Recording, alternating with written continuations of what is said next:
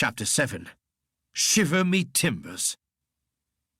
I left his real Hans on deck, and with no time to lose, went to inspect the ship's cabin.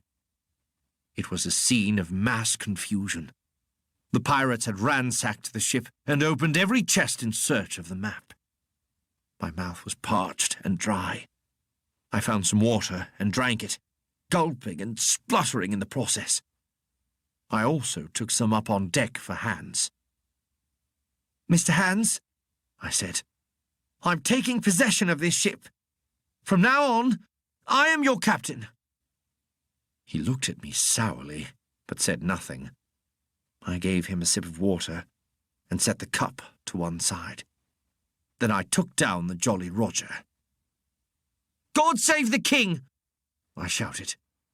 Hans watched me slyly, with his chin on his chest.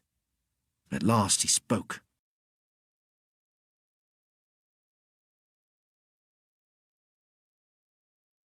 "Well, Captain Hawkins," he groaned, "I reckon you want to get ashore, so suppose we talk.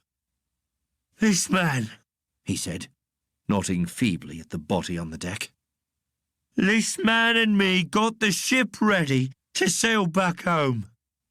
Who's the sailor now? You're not a sailor, and I reckon, unless I give you a hint, you ain't the man for the job. Now look here, we need to join forces. Get me a scarf and help me tie up this wound, and then I'll tell you how to sail her." I agreed to work with him, at least for the time being. I lashed the wheel in place and went below to get a handkerchief. I returned to the deck and helped Hans bind up the wound in his thigh. After another gulp or two of water, he sat up straighter, spoke clearer, and looked in every way a revived man. "Captain," he said after a while, "I'll take it kindly if you get me something to eat. I need some sustenance if we are to manage this ship." I guessed this was just a pretext, as his face contained the look of treachery. He wanted to get me off the deck for some reason, though I wasn't sure why. However, I cleverly masked my suspicions. "All right," I answered. "I'll bring you up some food, but I may have to dig around a bit to find something worth eating." I went below, slipped off my shoes, and ran quietly along the gallery deck until I got to the forecastle ladder. I climbed up toward the deck and popped my head out, as I knew Hans would not expect to see me there. He had risen to his hands and knees, and though his leg was obviously injured, he was pulling himself across the deck at a good clip. At length, he grabbed a dagger, which he concealed inside his jacket, and then hurried back into his old place against the wall of the ship. This told me all I needed to know. Hans was mobile. He was armed, and it was clear that I was to be his next victim. Yet I felt sure Hans would not attack me right away. He wanted to get back to land as much as I did. Therefore, he would wait until the ship was safely at anchor. Hans and I worked in unison to guide in the ship. The entrance to the anchorage was narrow. He gave orders, and I obeyed without giving him the slightest hint that I trusted him as much as I trusted my worst enemy. Finally, as we approached the anchorage, I heard something creak and saw a shadow moving toward me. I looked around, and there was Hans, coming at me with the dagger in his hand. He roared with fury, like a charging bull. I leaped sideways, letting go of the wheel and ducking away from him. The wheel caught him, leaving me just enough time to reach into my pocket and draw my pistol. I hastily took aim and pulled the trigger. The hammer fell, but the pistol did not fire. The gunpowder was wet. Hans came after me again, and with no time to reload, my only hope was to retreat. As I fled, the Hispaniola ran aground on a sandbar. The ship tilted to the port side, till the deck stood at an angle of 45 degrees. Hans and I fell and rolled about the deck. I got up first and sprang into the ropes. Hans struck at me with his dagger, but missed. I began to reload my pistol, and Hans realized the odds were going against him. He hauled himself up into the rigging after me with the dagger clenched between his teeth. He was a third of the way up by the time I readied my pistol. "One more step, Mr. Hans," said I, "and I'll shoot." He stopped, and I could see in his eyes that he was considering his next move.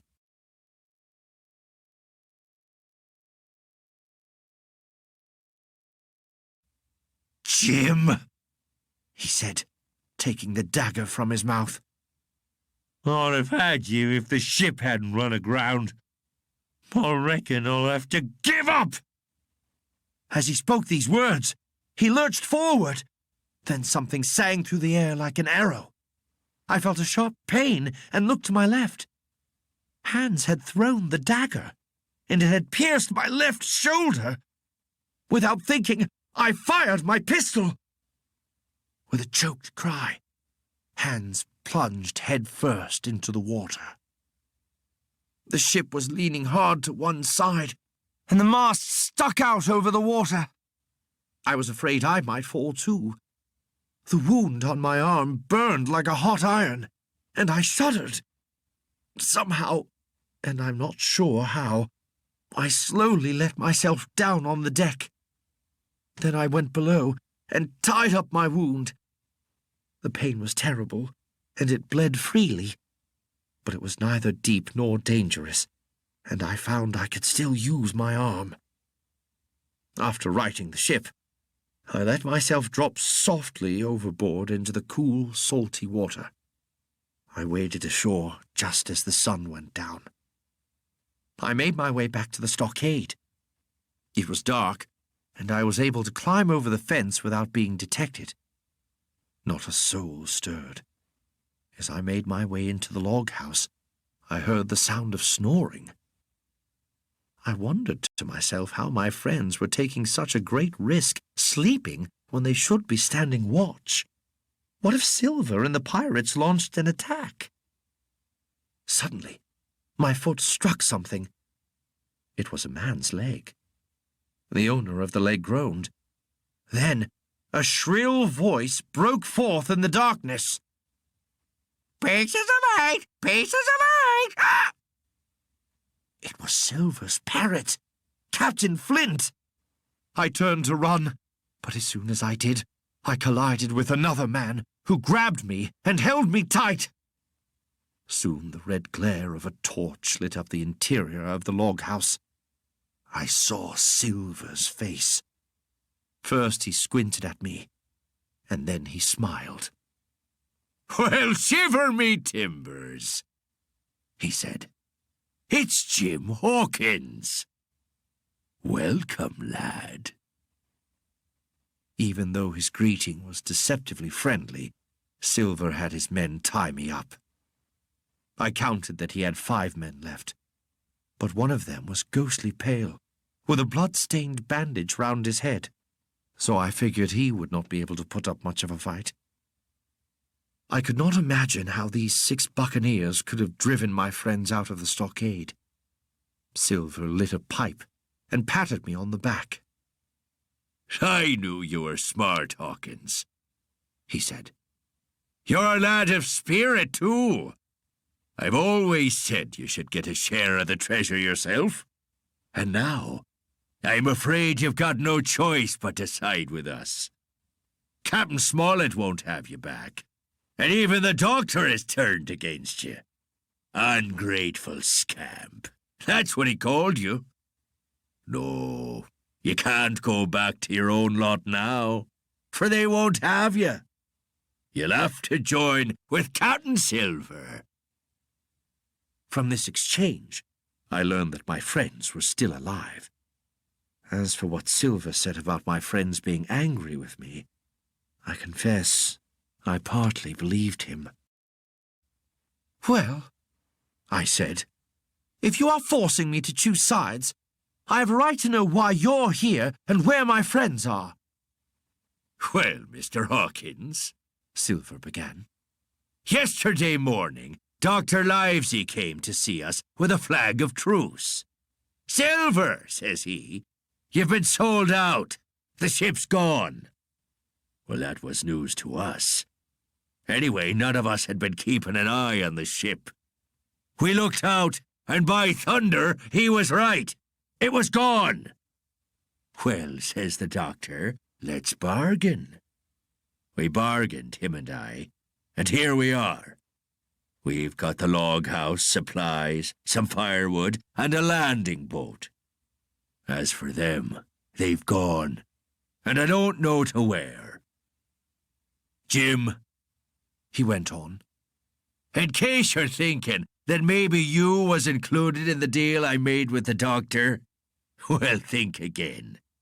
I asked him, how many are you? And he told me 4. What about the boy, says I. And he says, don't know where he is and don't much care. Well, I said, let the worst come. But there's a thing or two I have to tell you. You're in a bad way. You've lost the ship and you haven't got the treasure. You've lost most of your men to boot. Your whole business has gone to wreck. And if you want to know who did it, I'm the one. I was in the apple barrel the night we sighted land, and I heard you talking with the others. I heard every word you said and told my friends before the hour was out. As for the Hispaniola, it was I who cut her loose. It was I who killed the men you had left aboard, and it was I who anchored her where you'll never see her more. Kill me if you please, or spare me. But one thing I'll say, and no more. If you spare me, bygones are bygones. And when you're in court for piracy, I'll save you if I can. You choose. Kill me and do yourself no good, or spare me, and keep a witness to save yourself from the fate of a judge and jury. At last I stopped. I was out of breath. Not a man moved. The pirate sat staring at me. Well, well, said Silver, with a curious accent. That's a mighty fine speech. I could not decide if he was laughing at me or if he was impressed by my apparent courage. Aside, the pirate needed an effective, versatile, and portable set of weapons. Favorites among Captain Smollett's crew were the pistol, a small gun that could be handled easily and shot from either hand, and the cutlass, a stout sword, often with a curved blade. A small pointed dagger was Israel Hand's weapon of choice. These weapons allowed seafaring men to move quickly about the deck in combat.